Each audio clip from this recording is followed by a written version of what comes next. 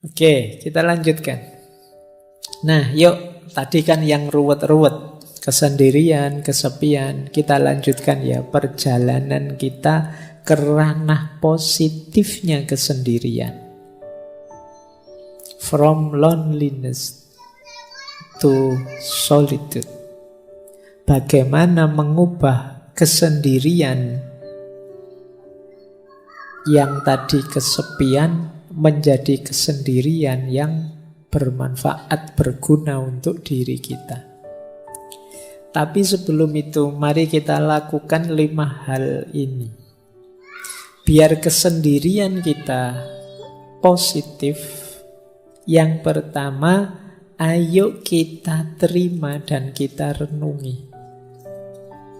Jadi acceptance and reflection. Aku kok merasa sendiri, aku ini kok kesendirian, akarnya apa, sebabnya apa, yang menyebabkan situasi ini apa, mentalku kah, lingkungan kah, atau apakah. Jadi ada refleksinya. Kalau sudah terus self-development itu meningkatkan diri. Oh, selama ini mungkin aku terlalu mengikuti kata hatiku, tak latihan sebentar untuk bisa melampaui rasa suka dan tidak suka. Ini self-development namanya. Mendidik diri. Nanti ada penjelasannya di belakang. Yang ketiga, action.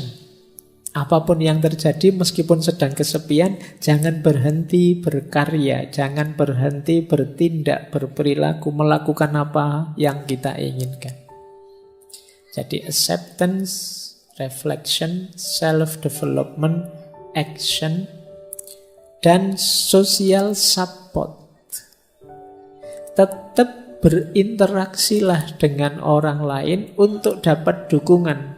Setidaknya ya dukungan semangat, dukungan supporter yang menegaskan bahwa masih ada kok orang yang peduli dengan kita. Kita masih ada kok teman meskipun tidak terlalu memahami kita misalnya. Itu social support. Dan yang kelima bisa lewat jalur spiritualitas. Jangan lupa, sesepi apapun hidup kita, masih ada Allah. Nah ini nanti puncaknya nanti ke sini ya. Terakhir saya ingin ngomong ini. Tapi itu tadi, hidupkan dulu, nyalakan dulu 4 yang pertama. Terimalah, kalau mampu renungilah. Kemudian perbaiki diri kalau memang harus ada yang diperbaiki. Jalankan, tetap beraktivitas, berkarya. Biar tidak runtuh kebanggaanmu pada dirimu.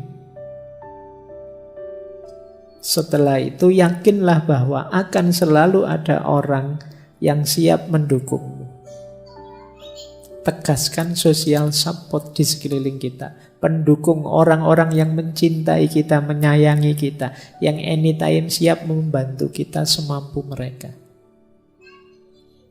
Dan yang terakhir, yakinlah bahwa kita tidak pernah ditinggal oleh Yang Maha Kuasa, oleh Allah. Kita saja yang sering lupa atau menjauh darinya.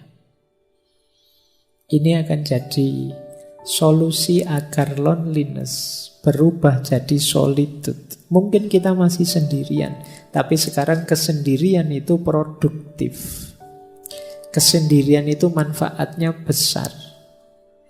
Baik lewat jalur peningkatan kualitas diri maupun lewat jalur spiritualitas.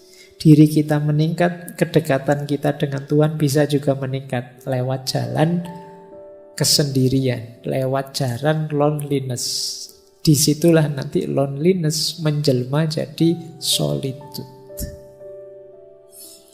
Jadi kesendirian yang positif, kesendirian yang bermanfaat. Oke, baik.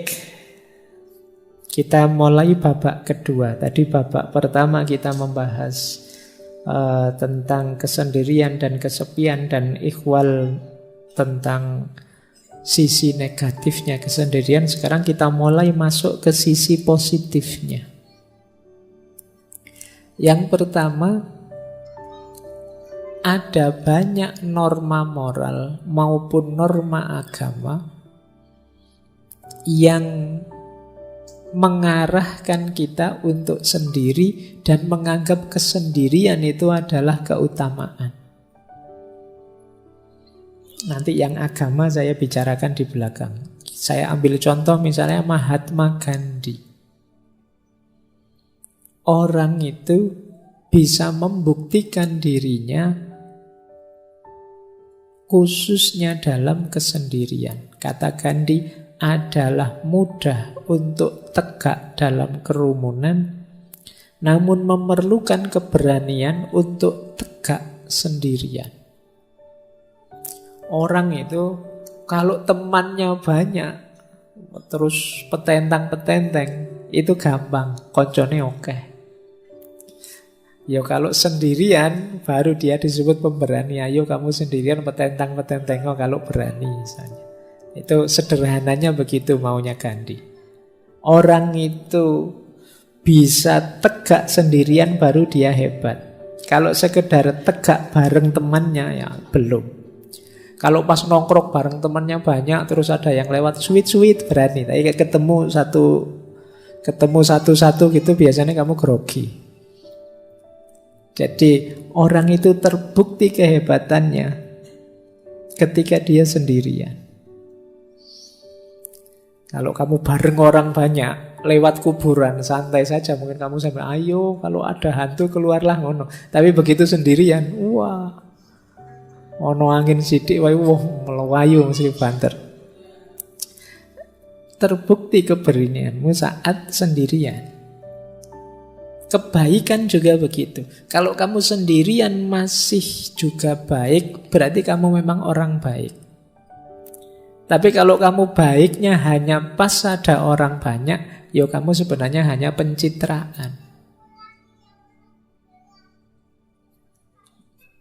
Jadi mudah untuk mengklaim bahwa kamu hebat ketika dalam kerumunan.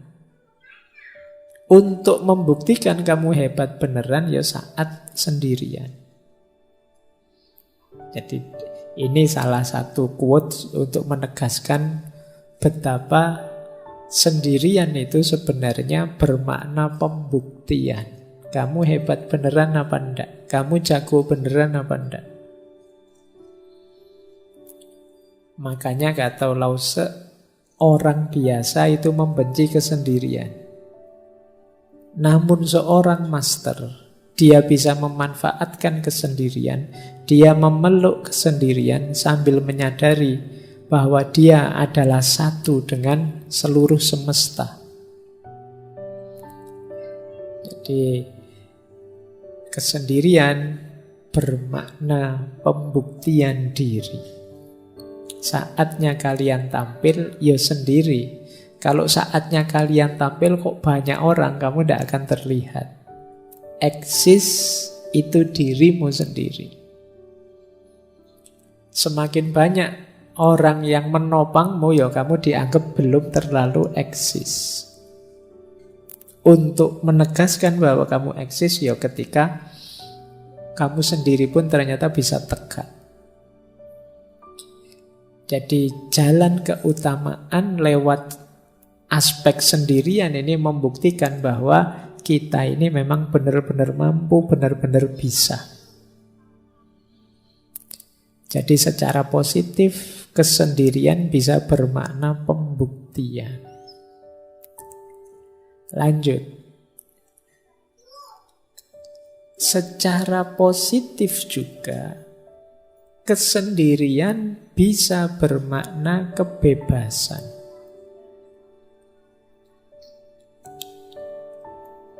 Tadi sudah sekilas dijelaskan di Sartre bahwa hadirnya orang lain itu seringkali membelenggu kita. Di sini ditambahi oleh Arthur Schopenhauer yang sering kita kutip, filosof eksistensialis. Kata Arthur, seseorang bisa menjadi dirinya sendiri hanya selama dia sendirian. Dan jika dia tidak menyukai kesendirian, dia tidak akan menyukai kebebasan. Karena hanya ketika dia sendirian, dia benar-benar bebas. Ini bebas ini maknanya dua. Bebas dalam arti kita bisa melakukan apapun tanpa terhalangi, atau bebas dalam arti kita bisa melakukan apapun tanpa bantuan orang lain. Jadi ini pembuktiannya lewat apa? Lewat kesendirian. Mampu apa tidak sendirian. Dan diilustrasikan dengan unik oleh Leonardo da Vinci. Kata Leonardo da Vinci, jika engkau sendirian, engkau sepenuhnya memiliki dirimu sendiri. Jika engkau ditemani oleh satu pendamping, engkau hanya memiliki sebagian dari dirimu sendiri, bahkan kurang, sebanding dengan kesembronoan perilakunya. Dan jika engkau memiliki lebih dari satu pendamping, engkau akan jatuh lebih dalam ke dalam penderitaan yang sama. Kalau kita sendiri, kita memiliki diri kita utuh. Tapi kalau ada teman satu saja, ya kita memiliki diri kita setengah. Yang setengah miliknya teman tadi. Kita kan berusaha mengadaptasikan dengan teman. Misalnya teman kita, saya itu tidak seneng lihat orang pakai baju merah, yo. Padahal kita pengen pakai baju merah karena bareng teman ini, akhirnya kita nego tidak pakai baju merah. Kita tinggal setengah. Ada teman kok nginep di kos, tiba-tiba bilangnya, saya kalau lampu nyala tidak bisa tidur. Sementara kita kalau tidur lampunya nyala. Kita tinggal setengah diri kita. Itu kalau temennya satu. Kalau temennya 3, diri kita tinggal 1/4. Nego dengan 4 teman ini mungkin maunya beda-beda. Saya tidak bisa tidur kalau tidak lampu disco. Saya tidak bisa tidur kalau tidak lampu, misalnya. Apa tidak puyeng kamu? Akhirnya semalam tidak tidur itu mikir lampu. Jadi semakin banyak orang, ya semakin banyak negosiasi-negosiasi. Kalian harus menemukan intersubjektivitas, kesepakatan bersama. Semuanya bilang saya tidak bisa tidur kalau begini, saya tidak bisa tidur kalau begitu. Ya sudahlah, kita semua malam ini tidak usah tidur. Kita ngobrol saja. Ini negosiasi. Dalam hidup bersama memang begitu. Makanya semakin kita sendirian, semakin kita bebas. Ya meskipun tidak harus dengan kalimat orang lain adalah neraka, seperti yang disampaikan oleh Sartre. Jadi makna positif kedua, kalau tadi kan kesendirian itu pembuktian diri, kalau ini kesendirian itu kebebasan. Semakin kita sendiri, semakin kita bisa bebas. Baik. Hujan kah? Bukan. Kita lanjutkan. Yuk. Nah, pembuktian diri sudah, kebebasan sudah. Makna positif kesendirian selanjutnya adalah pemenuhan diri. Pemenuhan diri itu maksudnya kita ingin jadi apa? Kita ingin membuat diri kita selevel apa? Itu sebagian besar jalurnya adalah kesendirian. Contoh misalnya, saya ambil quote-nya Picasso. Kata Picasso, pelukis aliran kubisme yang terkenal sekali, tanpa kesendirian yang luar biasa, tidak ada pekerjaan serius yang mungkin dilakukan. Kalau kalian garap skripsi kan sendirian. Kalau pas temenmu banyak di kamar, ndak jadi garap skripsi. Ngobrol mesti. Saya ndak sendirian, juga ndak banyak teman, Pak. Berdua, Pak. Kalau berdua ndak jadi skripsi. Mungkin jadi yang lain.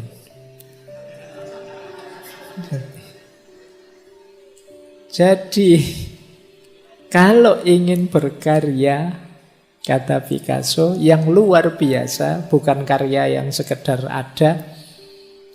Kita perlu kesendirian. Tanpa kesendirian yang luar biasa, tidak ada pekerjaan serius yang mungkin dilakukan. Dan ini dikuatkan oleh Buddha. Kalau ini spiritualitas, tidak ada yang menyelamatkan kita kecuali diri kita sendiri. Tidak ada yang bisa, tidak ada yang mungkin bisa. Kita sendiri harus menempuh jalan itu. Ini dalam dunia spiritual juga begitu. Kalau kita tidak berjalan menuju Allah sendiri, sehebat apapun guru kita, sedahsyat apapun torekot kita, aliran kita, tidak terlalu manfaat kalau kitanya sendiri tidak jalan. Jadi perjalanan spiritual pun sendirian. Meskipun ada yang ngasih petunjuk, ada yang nuntun, ada yang menemani, tapi masing-masing berjalan di jalannya sendiri-sendiri. Tidak bisa diwakilkan. Tidak bisa kok, saya sudah berguru pada ustadz ini atau ulama ini, kan sudah Pak, ulama saya hebat sekali Pak, selesai sudah. Ya enggak. Kalian harus berjalan sendiri di jalan yang ditunjukkan oleh beliau. Tidak bisa diwakilkan. Jadi perjalanan spiritual pun ternyata juga perjalanan yang sendiri. Bahkan katanya Orhan Pamuk, yang teman-teman mungkin pernah baca novelnya, beliau novelis dari Turki. Kata beliau, aku butuh sakitnya kesepian untuk membuat imajinasiku berhasil. Nah, mungkin kalau ada teman-teman yang ingin jadi sastrawan, nulis novel, coba nikmati sakitnya kesepian. Kata Pamuk, justru di situ imajinasiku main liar dalam kesepian. Ya, karena memang kalau banyak teman, saya tidak membayangkan apa kalian bisa nulis novel kok terus banyak teman ramai sambil ngobrol, sambil ngopi, sambil itu tidak jalan. Jadi imajinasi kita hidup dalam sakitnya kesepian. Itu kata Pam. Bahkan kata Goethe, dulu pernah kita bahas beliau, jiwa yang melihat keindahan terkadang secara otomatis berjalan sendirian. Orang yang menemukan sesuatu yang indah, biasanya dia tidak pakai mikir lagi, ingin meraih yang indah itu, meskipun banyak orang lain menganggap itu tidak indah.